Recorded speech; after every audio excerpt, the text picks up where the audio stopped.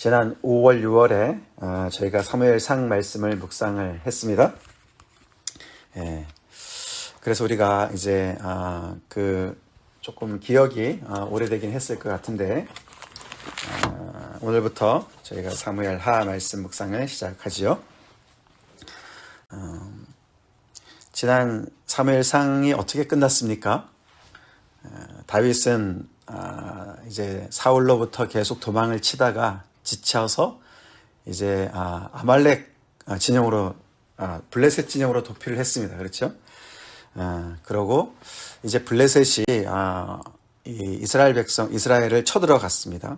그래서 사울이 너무너무 이제 궁급한 나머지 너무 이제 마음이 조급한 나머지 신접하는 여인을 찾아가지 않았습니까? 그래서 어떻게 되는지 너무너무 이제 두렵고 떨려서 거기서 이제 사무엘을 부르는 그런 장면이 왔었고, 그래서 이제 다윗이 자칫 잘못하면은 그 블레셋 진영과 함께 이제 이 자기 동족인 이스라엘과 전쟁을 나갈 뻔했었는데 너무나 다행스럽게도 거기서 이제 빠지게 되고, 그러는 중에 시글락에 머물고 있었는데 아말렉이 쳐들어와서 그들의 모든 식솔들을 다 잡고 떠나지 않았습니까? 포로로 잡고 떠났습니다.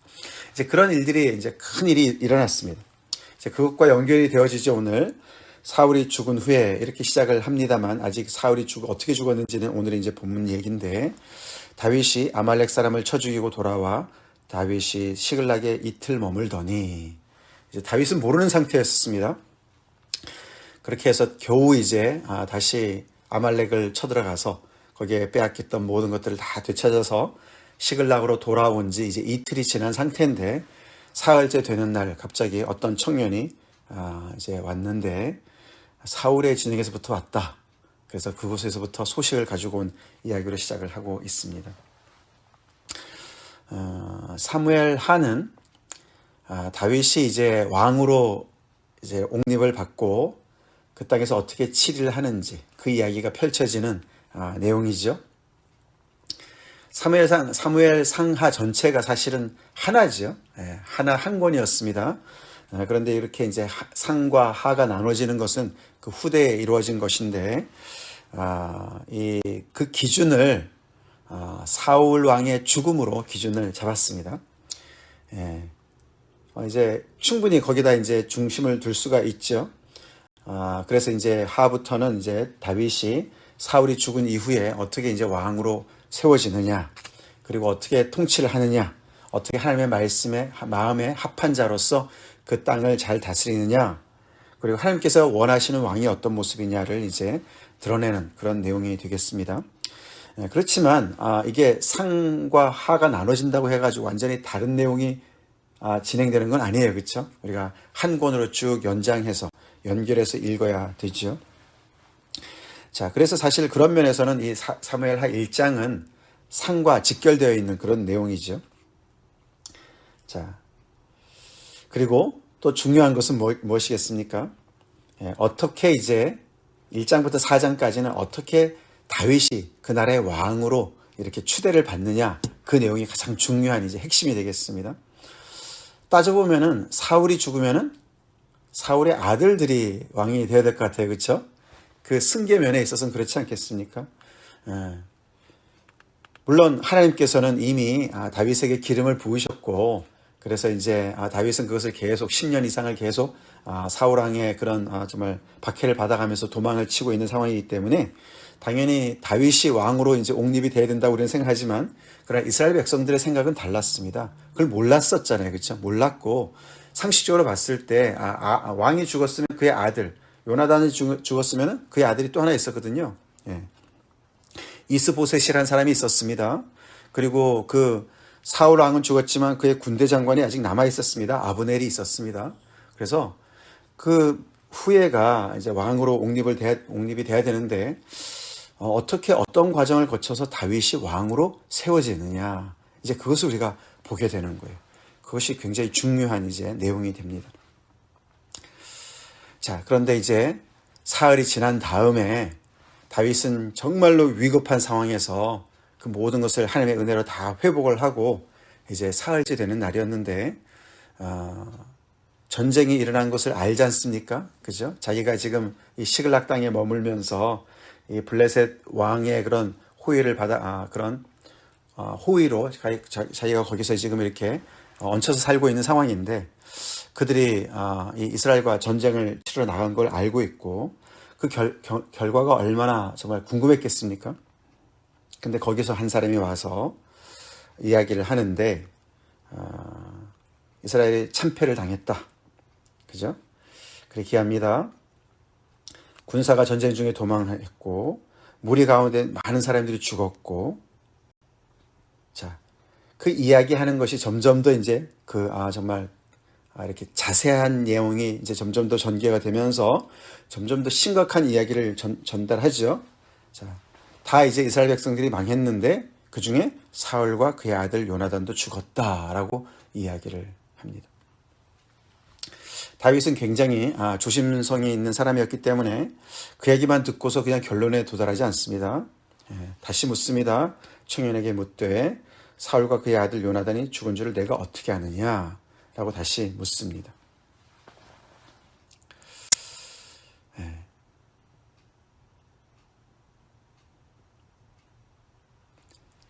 자, 어떻게 대답을 합니까?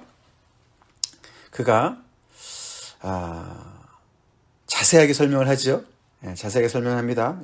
몇 절입니까? 6절부터 그에게 알리는 청년이 이르되 내가 우연히 길보아 산에 올라가 보니 사울이 자기 창에 기대고 병거와 기병은 그를 급히 따르는데 그 전장에 어떻게 이 사람이 우연히 갔다고 얘기를 합니다. 근데 가봤더니 사울이 창에 기대고 있었습니다. 사울은 항상 창이 옆에 있었어요. 그렇죠? 그래서 다윗을 그렇게 기회가 있을 때마다 죽이려고 던지지 않았습니까? 그래서 사울의 창은 그의 어떤 왕권을 이렇게 상징한다고 우리가 지금까지 보았습니다. 근데 거기에 기대고 있어요. 그죠? 끝까지 그 왕의 어떤 왕권을 기대고 있는 그래서 지금은 이제 그 창을 사용하는 것보다도 이제 창에 기대어 있는 그런 이제 상태를 얘기하고 있는데 병거와 기병이 그를 따른다. 급히 따른다. 블레셋의 그 적군이 계속 그를 추격하고 있는 것을 보고 있습니다. 그러니까 그가 자기를 보면서 불렀다. 너는 누구냐? 나는 아말렉 사람이다. 이 사람이 아말렉 사람이었어요. 그렇죠? 이 청년이 아말렉 사람. 다윗이 금방 그 아말렉 사람들을 쳐 죽였는데 거기에 속해 있는 사람이었습니다. 아말렉 사람이 왜 이 블레셋 전장에 가 있는지 모르겠어요. 그렇죠? 네, 가 있습니다. 근데 아직 내가 목숨이 붙어 있어서 내가 너무 고통스럽다. 나를 죽여달라. 그렇게 사울이 얘기했다고 얘기합니다. 그래서 어떻게 됐습니까? 그 자세한 내용의 결론인 10절에 나오는데 자, 자기가 가만히 봤더니 그가 이제 이 상태에서는 더 이상 소생이 불가능한 것을 본 거예요. 그렇죠? 그래서 내가 그것을 알고 그를 죽였습니다. 내 손으로 그를 죽였습니다.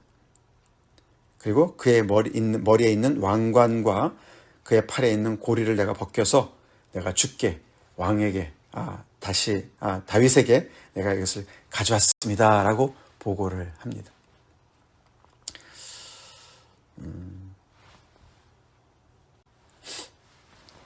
그 10절과 11절 그 사이에는 사실 우리가 긴 그런 정말 숨고리가 필요합니다. 11절로 금방 넘어갈 수가 없어요. 자, 여러분이 다윗이라면 어떻게 반응을 하실 것 같습니까? 우리가 지금까지 사무엘상 이야기를 좀 생각을 해봐야 돼요. 그렇죠? 다윗은 지금 이 사울 때문에 너무너무 인생이 피폐해졌습니다. 그렇죠? 10년 이상을 도망을 치는 상황에 있었습니다.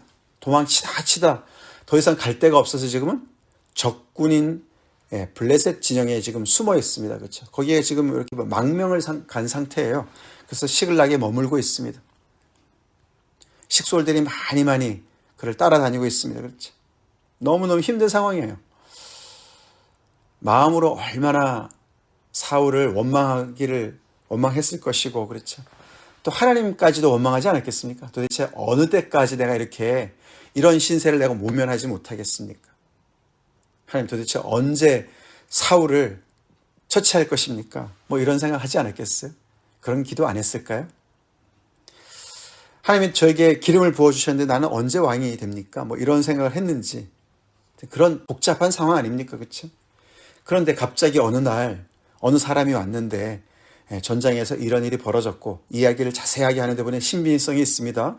그리고 그의 손에 사울의 왕관과 그의 고리가 있어요. 이건 분명히 사울 것이에요. 그런 상황이 벌어졌습니다. 그가 그렇게 두려워했고 정말 그를 그렇게 괴롭혔던 그 문제가 제거되었습니다. 자기가 죽인 거 아니에요. 그렇죠? 이거 다 하나님으로부터 온 것이 아닐까. 기도 응답이 아닐까. 주변에 사람들이 다 보고 있어요. 그렇죠? 자, 그런 상황이에요. 자, 이런 상황에서 여러분은 어떻게 반응하실 것 같습니까? 와, 드디어 내 고생은 끝이다. 하나님이 내 기도를 들어주셨다. 할렐루야. 그렇게 반응하지 않을 것 같습니까? 반응할 것 같지 않습니까? 그렇죠? 근데 오늘 이 매일 성경의 제목도 그랬지만 예측을 벗어난 다윗 이 제목인데 다윗은 굉장히 다르게 반응을 합니다. 굉장히 다르게 반응을 해요. 11절 그렇죠? 다윗이 왜 이렇게 반응을 했을까요?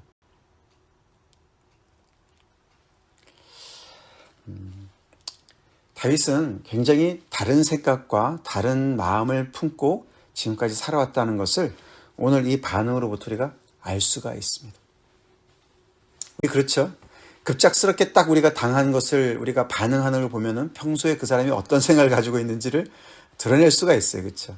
그래서 이 사람이 평소에 이런 생각을 가졌었구나를 이렇게 노출시키는 경우가 참 많이 있습니다. 여기 11절, 12절에 다윗을 보면은 그는 결국은 어떻게 합니까? 그 소식에 즉각적으로 반응을 하는데 옷을 잡아 찢고 모든 사람들이 다 그렇게 하고 결국은 저녁 때까지 슬퍼하고 울면서 금식을 합니다. 그 소식에 아주 정말 너무너무 통곡하면서 슬퍼합니다. 슬퍼해요. 왕이 죽었다는 소식에 슬퍼합니다.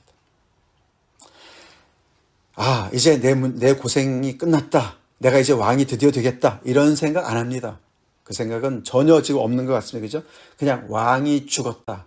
이스라엘 백성들이 망했다라는 것에 그 사건 자체에 초점을 맞추고 거기에 완전히 반응을 합니다.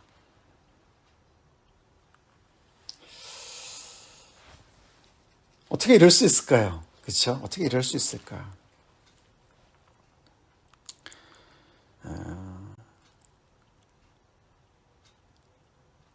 평소에 다윗이 어떤 생각을 품고 살았길래 그는 이렇게 반응을 했을까요? 이거를 우리가 이제 이렇게 하나님을 경외하는 다윗의 그런 마음을 우리가 잘 모르면은 굉장히 어떻게 보면은 이렇게 계산된 정치적인 그런 태도로도 해석하는 사람들이 있어요. 다윗이 여러 가지를 계산했다는 것이죠. 여기서 그 청년이 아말렉 청년이 사실 원수 아닙니까? 그죠? 아말렉 청년이 가지고 온 왕관을 덥석 받아서 그래 고맙다 그렇게 받고 그에게 포상을 주고 그래서 내가 이제 왕이야 이렇게 다윗이 만약에 처신을 했다면 그는 절대로 그 나라의 왕이 될 수가 없었어요. 그렇죠? 그는 왕의 자격이 없죠. 그걸 미리 계산을 해서 모든 것을 자기 마음속에 너무너무 기뻤지만 그걸 다 이렇게 자제하면서 주변의 사람들의 눈을 의식해서 그리고 이스라엘 백성들 전체의 사람들의 눈을 의식해서 이렇게 행동을 했다. 계산적인 행동이었다. 이렇게 해석하는 거 제가 읽어봤어요. 그건 굉장히 인본주의적인 발상이죠. 결과론적인 해석이죠. 다윗은 달랐습니다. 다윗은 사람이 달랐어요. 그는 하나님을 경외한 사람입니다. 아멘. 하나님을 경외했고요. 이렇게 쫓겨다니면서 사울한테 여러 번 죽을 뻔했지만서도 그를 계속 놔줬던 사람이죠. 왜요? 하나님의 때를 기다렸습니다. 하나님께서 해결해 주시길 원했고요. 하나님의 방식으로 또 이 사울은 아무리 이래도 어떻게 됐습니까? 그는 기름 부음 받은 자였습니다. 그래서 하나님을 존중했던 사람이에요. 하나님을 존중하기 때문에 이렇게 타락한 왕이라 할지라도 하나님이 기름 부음을 받은 사람이기 때문에 하나님을 존중하기 때문에 그 사람을 존중했어요. 그거를 모르는 사람들은 그렇게 해석을 하는 거예요. 정말 군계 일학이란 말이 있지 않습니까? 군계 일학. 우리가 다윗과 같이 마음을 품고 살아야 될 줄로 믿습니다.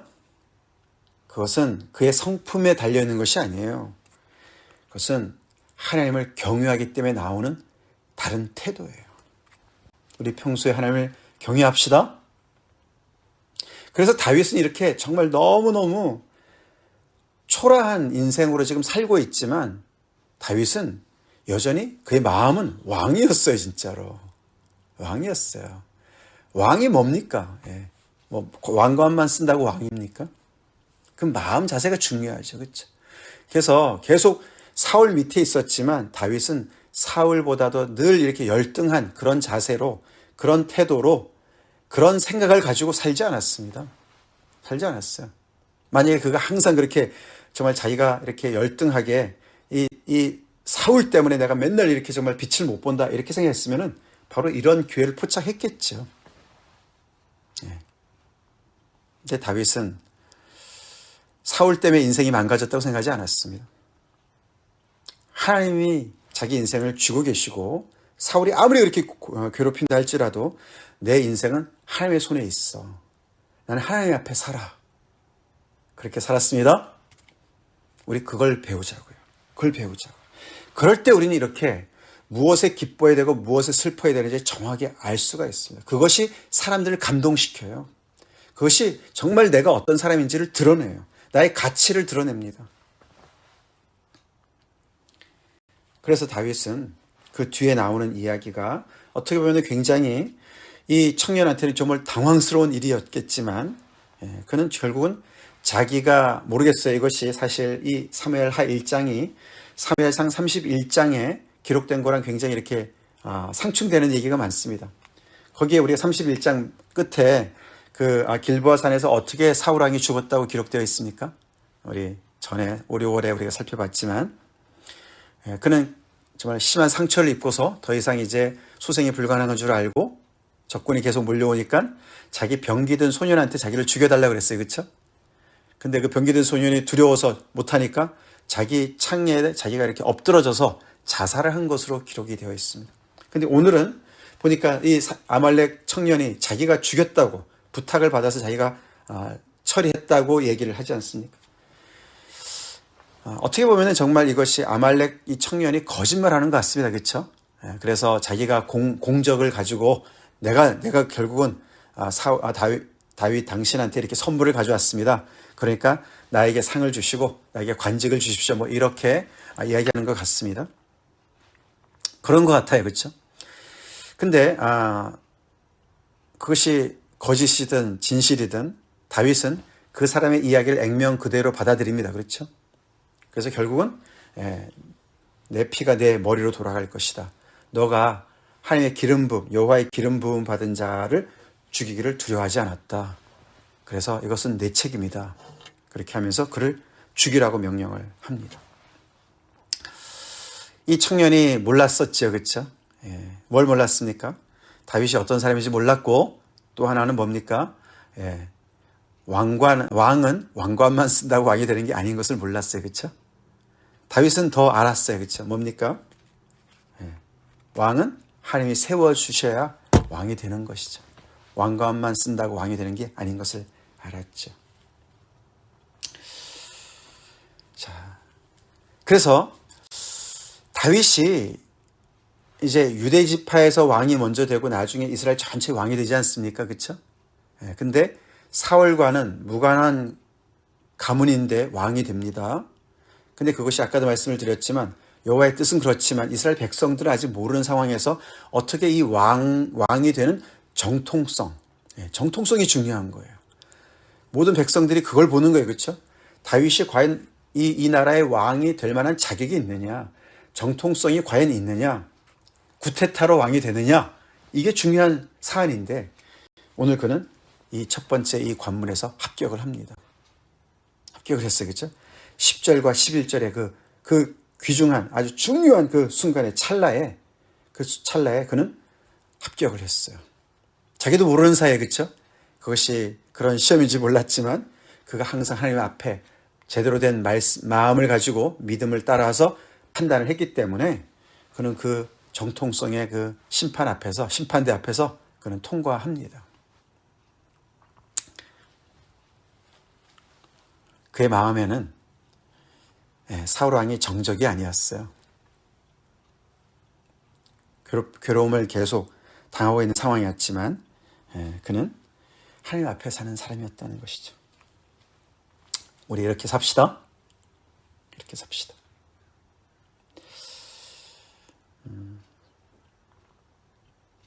내가 평소에 주변의 사람들을 어떻게 생각하는지를 내가 처신을 제대로 해야지. 그 처세술은 머리가 좋아서 하는 것이 아닙니다. 어떤 때 우리가 머리를 당연히 써야죠. 그러나 그것은 머리를 쓰다 어떻게요? 잘못 악수를 줄 때가 얼마나 많이 있습니까? 자기의 속마음이 드러날 때 그렇죠? 중요한 건 뭐죠? 우리 하나님을 경외해야 됩니다. 하나님을 경외해야 돼요. 우리가 평소에 교회 안에서 지체들을 어떻게 대하고 있는가? 에베소서 말씀 우리가 묵상을 어저께 끝냈는데 그렇죠? 우리가 옆에 있는 지체들을 어떻게 내가 생각하는가? 그것이 중요합니다. 하나님께서 나를 사랑하시듯이 나를 용서하셨듯이 우리가 피차 서로 그리스도를 경외함으로 복종해야 됩니다. 그렇습니다. 그래서 정말 부모와 자식 간에 또 아내와 남편 간에 그렇죠? 또 직장에서 상사와 부하 간에 여러 가지 그런 가정과 사회와 모든 관계성 속에서 우리는 그리스도를 경외함으로 피차 복종해야 돼요. 서로 존중해야 돼요. 존중해야 돼요. 그 마음이 늘 중심에 있는 사람들은 다윗처럼 행동할 수가 있습니다.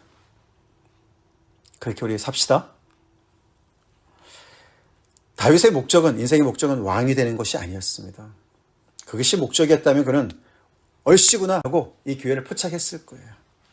추태를 부렸을 거예요. 너무나 많은 사람들을 실망시켰을 거예요. 아니 다윗이 그전에는 굉장히 의연하더니 야 드디어 저 사람들 별 수 없구나 이런 거 있잖아요. 그렇죠? 저 사람들 별 수 없네. 굉장히 정말 청렴하고 돈에 욕심이 없는 것 같고 뭐 다른 사리사욕이 없는 것 같았는데 그런 기회가 딱 오니까 그것을 탁 그냥 쥐어버리는 그런 것을 우리가 보지 않습니까? 그래서 굉장히 실망할 때가 있지 않습니까? 다윗이 바로 그 순간이었어요. 다윗은 그렇게 하지 않았어요. 그렇게 하지 않았어요. 그 핵심은 그의 정치적인 머리가 아니었습니다. 여호와를 경외하는 마음이었어요. 우리 그리스도를 그렇게 경외합시다. 하나님 앞에 살았어요. 우리 그리스도 앞에 삽시다. 다 같이 기도하겠습니다. 하나님 감사합니다. 하나님을 어떠한 순간에도 경외하는 다윗의 멋있는 모습을 저희가 봅니다. 묵상합니다. 아버지 그가 그렇게 오랫동안 기도하며 기다려왔던 순간이 찾아왔는데도 그는 정말 세상의 사람들 100이면 100으로 100이 다 가는 그 길을 가지 않고 참 많은 사람들에게 감동을 주는 그런 참 하나님의 사람으로 아버지 머물러 있었음을 봅니다. 아버지 저희가 그렇게 살게 하여 주시옵소서. 평소에 하나님을 경외함으로 아버지 우리의 고난도 통과하게 하시고 평소에 하나님을 경외함으로 사람들을 그렇게 대하고 생각하고 그렇게 살게 하여 주시옵소서. 그래서 늘 아버지 우리를 정말 우리의 그 무게를 가늠하는 그런 심판대 우리 앞에 우리도 모르는 사이에 설 때에 늘 아버지 정말 함량 미달이 아니라 늘 아버지 거기에 정말 아버지 합격해서 통과하는 그렇게 늘 우리가 살 수 있도록 평소에 그리스도를 늘 경외함으로 우리의 지체들을 대하게 하시고 그렇게 살게 하여 주시옵소서. 예수님 이름 받들어 간절히 기도 올려옵나이다. 아멘.